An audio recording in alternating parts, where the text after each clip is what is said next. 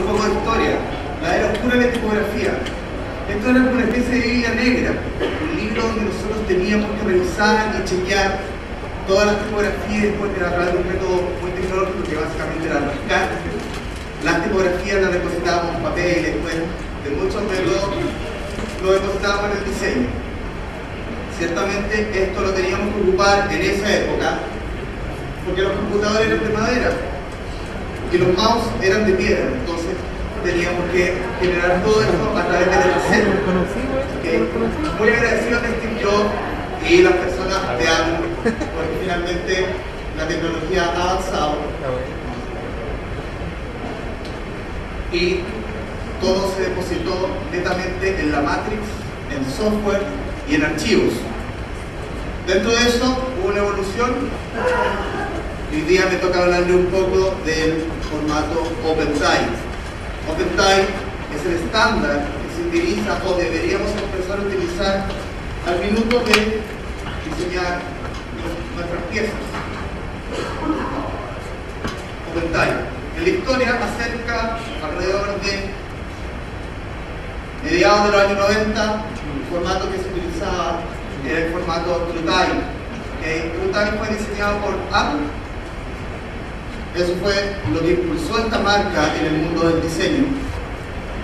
Pero avanzado el tiempo, yo creo que les den un poco el arma del formato a nuestros amigos de Microsoft. Básicamente porque en aquella época, no tanto como ahora, Apple era muy de nicho, por lo tanto, esta tecnología solo la tenían disponible las personas que ocupaban el sistema operativo de Apple. Finalmente, al pasar esta licencia a Microsoft, se permitió de que este formato pudiera ser, comillas y una comilla bien grande, multiplataforma. La verdad que eso nunca resultó y siempre tuvo un problema. Porque Adobe, nuestra gran marca amiga, ya había diseñado un formato llamado Tipo 1 o PostScript. Básicamente lo que impulsó a la marca a liderar el mercado del diseño editorial y digital. Tomando la tecnología de PowerPC, se crearon diferentes software. Entre esos, uno muy popular, al día de hoy ya es un estándar del diseño editorial, Illustrator. De hecho, si uno lo sabe, Illustrator es el primer software de Adobe. Posteriormente compraron Adobe y aquí se popularizó el diseño editorial junto con PostScript. Resulta que TrueType siempre trató de competir contra PostScript, nunca lo logró, siempre tuvo un problema al minuto de querer escalar nuestros diseños y llevarlos de un dispositivo a otro.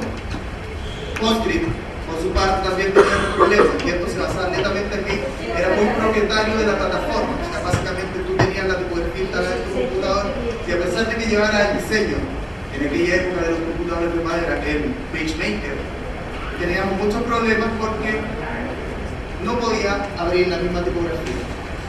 ¿Okay? ¿Qué es lo que ha sucedido? A principios de siglo, Adobe y Microsoft se unieron básicamente para tomar lo mejor de estos dos formatos de tipografía para crear el formato conocido como OpenType. La verdad que OpenType no es un nuevo formato, sino que la gran particularidad que tiene OpenType con respecto a las dos anteriores es que básicamente es una especie de paquete. Para hacer un símil puede ser como una extensión de un zip, un archivo zipeado. Dentro de esto vamos a tener muchas gracias.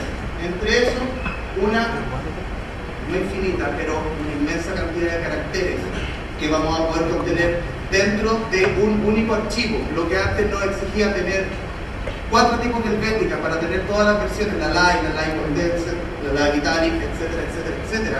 Ahora solamente se reduce a un solo tipo de archivo. Eso empezó como un proyecto y después se fue convirtiendo en estándar.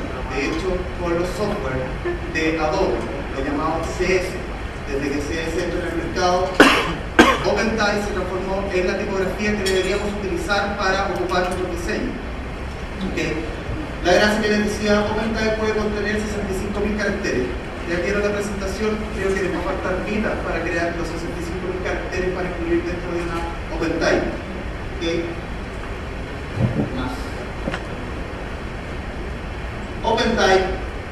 de tener la capacidad de alojar 65.000 caracteres, va a permitir incluso que sea una tipografía multilenguaje.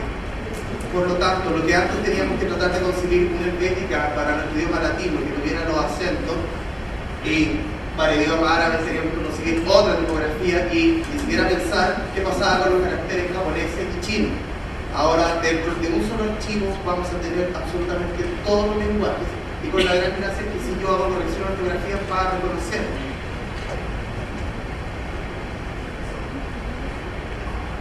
OpenType es el primer formato, a diferencia de lo que me nombré al principio, que tiene la gracia de ser multiplataforma, lo cual es bastante importante.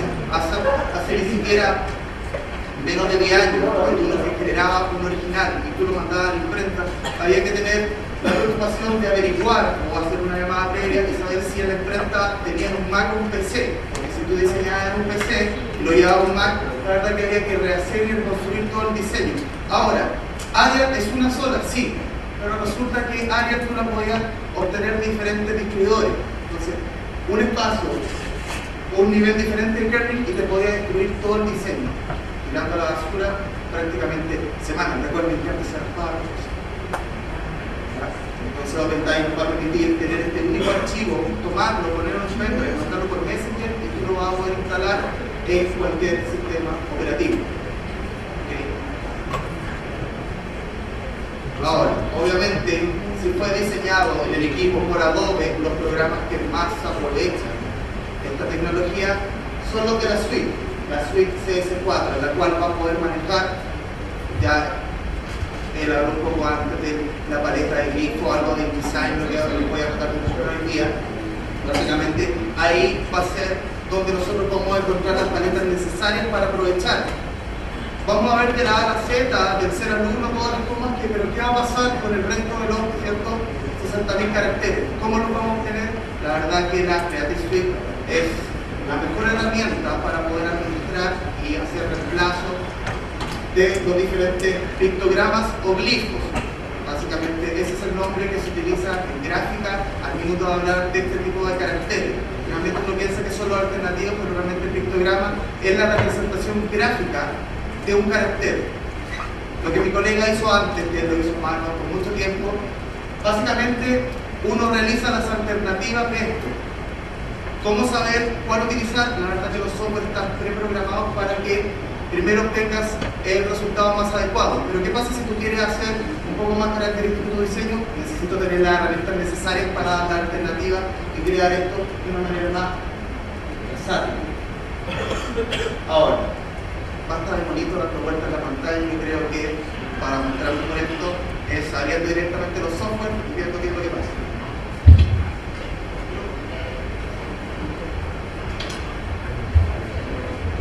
Cuyo número de versión ahora lo estamos encontrando con la CS4. Yo me imagino que algunos ya lo están usando y si no, prontamente van a empezar a ocupar la CS. La evolución desde CS1, CS2, CS3. A la altura de CS2, este estándar de OpenType se ingresó dentro del software. De hecho, Adobe InDesign CS2 es el primer software de Adobe que incorporó el manejo mucho más versátil de la tipografía OpenType. Okay. Ahora a mí me toca mostrarles la versión 4, que es la actual, donde vamos a ver un poco cómo trabajar, cómo se va a expresar dentro del diseño nuestra tipografía. Básicamente tengo una organización, una composición no tan elaborada como en la cual se ha organizado la estructura, más o menos cómo se van a manejar los bloques de texto, los títulos, bajadas, llamados, etcétera, etcétera, imágenes, los cuales eventualmente para el diseño son los protagonistas. Tanto la información como las imágenes son los protagonistas. El resto, ya sea los colores y la tipografía, en un caso uno puede pensar que es secundario. De hecho, a veces es lo último que uno aplica dentro del diseño. Pensando en tiempos de agencia, es donde uno no le pone especial cuidado a tratar de aplicar todo esto que ustedes han escuchado estos días. Entonces es muy importante porque a lo mejor